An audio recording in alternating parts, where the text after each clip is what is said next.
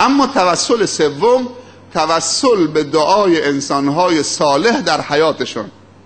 بالاخره در همسایگی شما، در جمع شما، در جامعه شما کسانی هستن، در روستای شما، در محل کار شما کسانی هستن که بهشون اعتقاد دارید که اینا به خدا نزدیکترن و صالحن.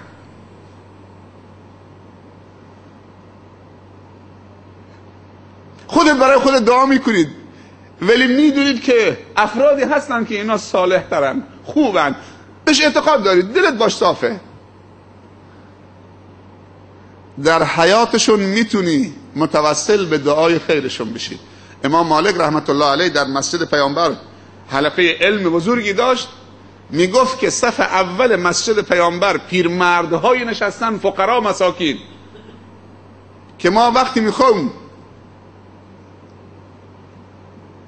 دعایی از خدا به طلبی میریم به دعای اونها متوسل میشیم، برای ما دعا بکنید. اما حدیث ازشون قبول نمیکنیم چون حدیث علمه، علم ندارن ولی اونقدر صاف و پاک و خالص و بیریان که اگر دعایی میخوام، و در صدر اسلام هم کسانی بودن مستجاب و دعا بودن.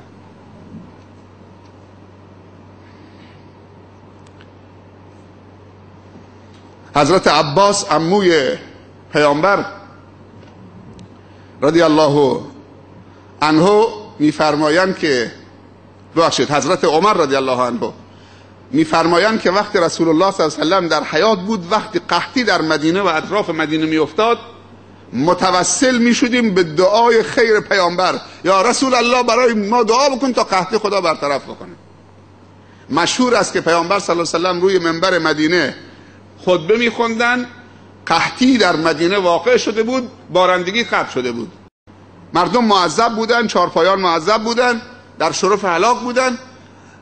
بدوی صحرانشین در روز جمعه صفها رو همینجور میشکافت، آمد وسط مسجد، خطبه پیامبر رو قطع کرد صلی الله علیه و سلم، گفت که یا رسول الله هلک العباد و البلاد، همه چی هلاک شد، العباد و البلاد هلاک شد، دعا بکن تا خدا باران بده. پیامبر صلی الله علیه و سلم خطبهشو قطع کرد، دستشو بلند کرد، اونقدر دستشو لرزون روی منبر که این رداش از روی کتفش چیزی نمونده بود بیفته و سپیدی زیر بغلش نمایان شد، همجور میتکن دستش، هنوز دستشو پایین نیاورده بود که ابری آمد کل مدینه رو پوشون و بارندگی روی منبر شروع کرد. همینجور بارش ادامه داشت تا هفته دیگه که همه جا سیل راه افتاد. رفت روی منبر، هفته بعدی باران قطع نشد، خطبه میخوند که دوباره همون بدوی، همون شخص صفها رو میشکافت، آمد وسط مسجد گفت یا رسول الله هلک العباد و البلاد، عباد و بلاد همه هلاک شدن، دعا بکن تا خدا باران رو قطع کنه.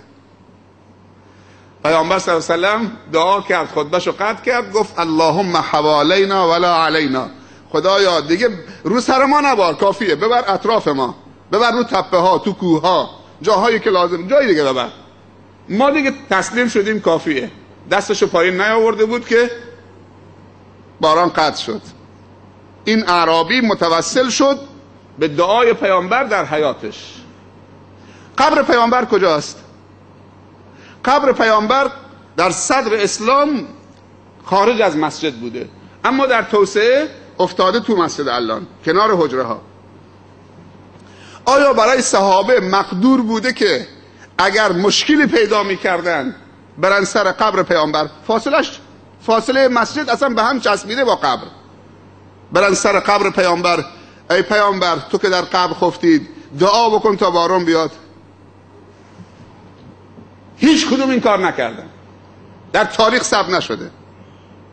و اگر این سنت بود و مستحب بود و واجب بود توسل به مرده، به پیامبر بعد از مرگش، پس پیامبر اولاتر بود از دیگران که بعد از مرگش، اونم اهل مدینه، اونم صحابه، با اون همه پیروی از پیامبر و اون همه عشق و علاقه‌ای که داشتن. حضرت عمر رضی الله عنه میفرمایند در حیات پیامبر اگر که دچار قحطی می شدیم، کنا نستسقی به رسول الله صلی الله علیه و سلم، به دعای رسول الله صلی الله علیه و سلم، به دعای رسول الله صلی الله علیه و سلم چه متوسل می شدیم که نزد خدا دعا بکنه خدا باران بده. اما بعد از وفات پیامبر صلی الله علیه وسلم متوسل میشیم به دعای عباس، اونم مستجاب الدعا بود. از عباس دعا میکرد، درخواست دعا میکردن که تو برای ما دعا بکن تا خدا باران بده، خدا مشکل رو حل بکن. پس نوع سوم توسل در اهل سنت توسل به دعای انسان صالح در حیاتش. اگر نوزادی برای تو به دنیا آمد، سنت این که انسان صالحی در همسایگی خودتون عالم باشه، صالح باشه، فرقی نمیکنه، پیدا بکنید، خرما رو له بکنه، بکشه زیر لثه بچه و بعد اذان بگه تو گوش راستش و اقامه نماز تو گوش چپش و برای بچه دعا بکنه. اعوذ بک بکلمات الله التامه. کسی یادش هست؟ اعوذک بکلمات الله التامه. دیگه چی؟